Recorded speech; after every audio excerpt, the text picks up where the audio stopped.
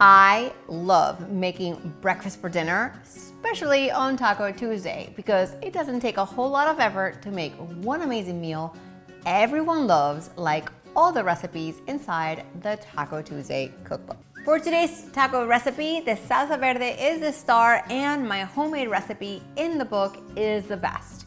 Made with tomatillos, jalapeno, lots of cilantro. It's smoky and full of flavor. But if you want to save time and use your own favorite store-bought salsa verde, you can do that too. So on to the tacos. To start, I'm gonna whip up the cilantro lime dressing. In this blender, I'm gonna combine some sour cream, milk, lime, garlic powder, salt, pepper, and cilantro. We're gonna cover it and blend it until smooth. From here, I'm just going to pour it into a drizzle bottle and store it in the refrigerator for later. So I'm gonna cook up my eggs on medium-low heat to buy myself some time so I can warm up the tortillas at the same time.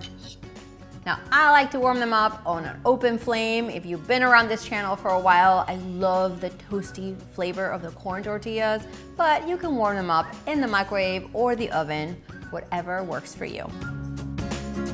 Super easy. All you have to do is place some of the scrambled eggs on top of your toasty tortillas.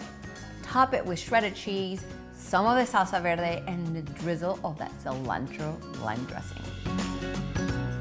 So good. These would be a killer Taco Tuesday breakfast too. The egg, the melted cheese, that smoky salsa verde. You guys, this taco is super simple and so good. Plus, super easy. Like dinner in 10 minutes, tops.